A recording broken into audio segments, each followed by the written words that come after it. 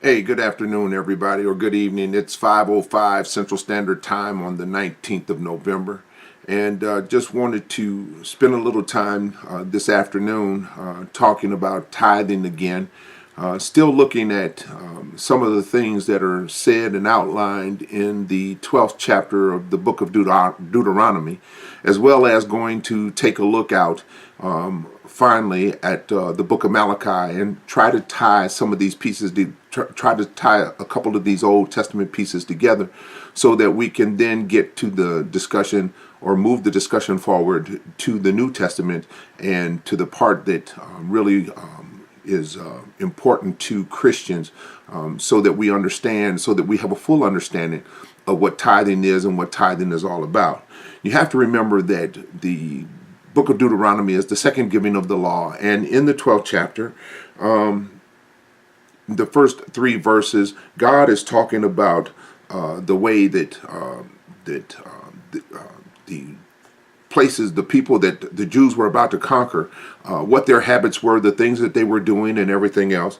And so God wanted them to make sure that one of the things that they did was that they went out there and they completely destroyed all of the places where the Canaanites were worshiping. He wanted to make sure of that because of the fact that he wanted to make sure that there was no foothold in the land that he was giving to the Israelites, that there was no foothold for any strange god beside him. They wanted to make sure that the groves were torn down and that the places where they worshiped no longer existed. And the thing was that he also was trying to ensure that the Israelites did not become polluted in their worship by using things and practices from some of these other religions in the worship of him.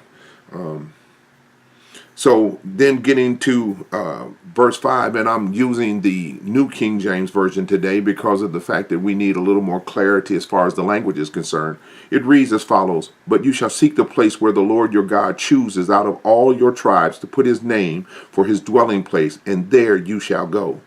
There you shall take your burnt offerings, your sacrifices, your tithes, the heave offerings of your hand, your vowed offerings, your freewill offerings, and the firstborn of your herds and flocks.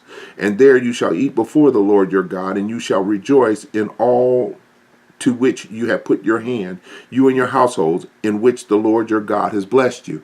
In other words, what he's saying, what the writer is saying there, is that there's a prescribed place for you to take your tithes. There's going to be a prescribed place for you as an individual where where you're going to be able to find and communicate with God in communion with the other worshipers. In the book of Deuteronomy where we're talking now, you have to remember that these folks were still wandering and getting ready to go into the promised land. They had not quite made it yet. But God is saying that, hey, when you get to the promised land, when you get to that place that I have for you, then what I'm going to do for you is I'm going to get you where you need to be, so that when it's all said and done, what's going to happen is that that place where you go, you'll always be able to find me. I will always be there. That's the place that I'm going to be. If I was going to look at it from a Christian perspective, we would probably call that in all likelihood, we would call that our home church. That's the place where we go. That's the place where your tithes are supposed to go. So, the other thing about it is that if you continue reading on, going to verse 8, it says, "You shall not at all do as we are doing here today, every man doing whatever is right in his own eyes." In other words, God is telling you now that, hey, there's a prescribed way to do this thing, and then the way that you're supposed to do it is not the way that you feel you ought to do it, but it's the way that I'm prescribing. It's the way that I'm laying it down for you so that you understand what it is that I'm asking from you, and that you can be consistent in what it is that God is wanting you to do. But again, the thing is that we have to keep going. And it says there, "For as you have not come to the rest and the inheritance which the Lord your God is giving you." So in other words, then, when you get to this prescribed place, it's a place of peace. It's a place of happiness. It's a place of joy. It's a place where you get refreshed. It's a place where you are able to do what it is that you need to do in order to get to further your relationship with God. Now, if we were going to take this over to the book of Malachi, this would be, in fact, this would be a complete description of what the storehouse is when we look into the book of Malachi. So again, you have to understand that God is actually trying to get you to that place. He's trying to get into a relationship with you. When you get into a relationship with God, then what will happen is that he will lead you to the place that you need to go in order for you to fulfill your side of that relationship and for you to grow. And so the thing about it is that when we're growing, when we're doing what it is that God has asked us to do, we get to that place where we actually are in a place of where we find comfort, where we find tranquility, where we find all of those things. And because all of those things are gifts of God, then we are to bring our tithes to him out of obedience, and because of the fact that we are now in right relationship with him. So when we keep looking at this, we keep going and we go to verse 10. It says, but when you cross over the Jordan and dwell in the land which the Lord your God is giving you to inherit, and he gives you rest from all of your enemies round about, so that you dwell in safety, then there will be the place where the Lord your God chooses to make his name abide.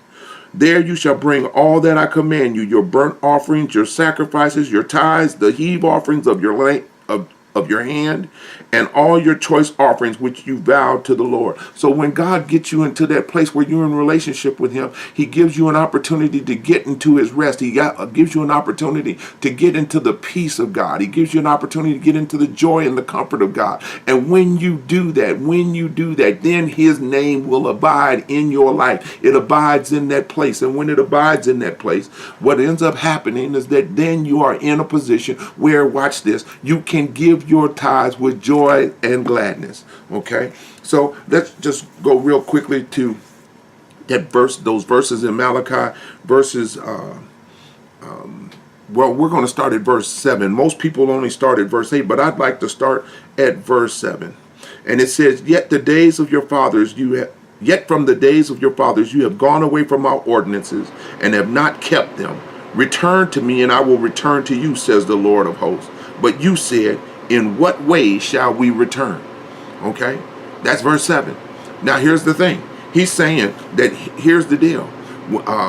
When Malachi is talking to and prophesying, he is saying that the Israelites have gotten away from doing those things and doing the things that God has prescribed to them in the book of Deuteronomy.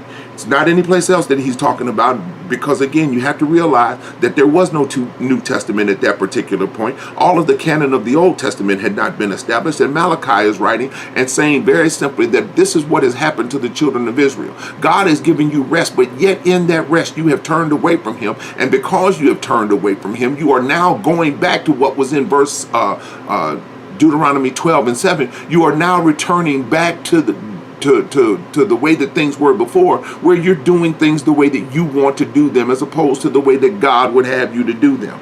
So then we get to verse 8, and it says, will a man rob God? Yet you have robbed me. But you say, in what way have we robbed you? In tithes and offering. You are cursed with a curse, for you have robbed me, even this whole nation. Bring all the tithes into the storehouse, that place where God has appointed his presence is going to be. That's where he's talking about bringing them, that there may be food in my house. And try me now in this, says the Lord of hosts, if I will not open for you the windows of heaven and pour out for you such blessing that there will not be room enough to receive it. So according to what we've just read, then God is saying very simply this, that if you return to me and do the things that you're supposed to do, including the tithe, especially in the tithes and the offering, so that the house of God is taken care of, so that in his place, that place that we have given for him to abide, we call it our community church, our church home, what have you, in that place where we want God to abide, then there must be a bringing of the tithes and the offerings into that storehouse. Now, here's the caveat to all of this. You have to remember that everything that has been said and everything that I've discussed up until this point has been spoken to the Israelites. It has not been spoken to Christians. It has been spoken to the Israelites. But I guarantee you that when we get to the New Testament stuff, that we will be able to go back and tie this all together so that you get a complete picture of what tithing is. So, hope that everybody had a blessed and wonderful day today. And I'm asking now that you continue to just seek the Lord with all your heart, and just know that God is with you. Have a great and blessed evening.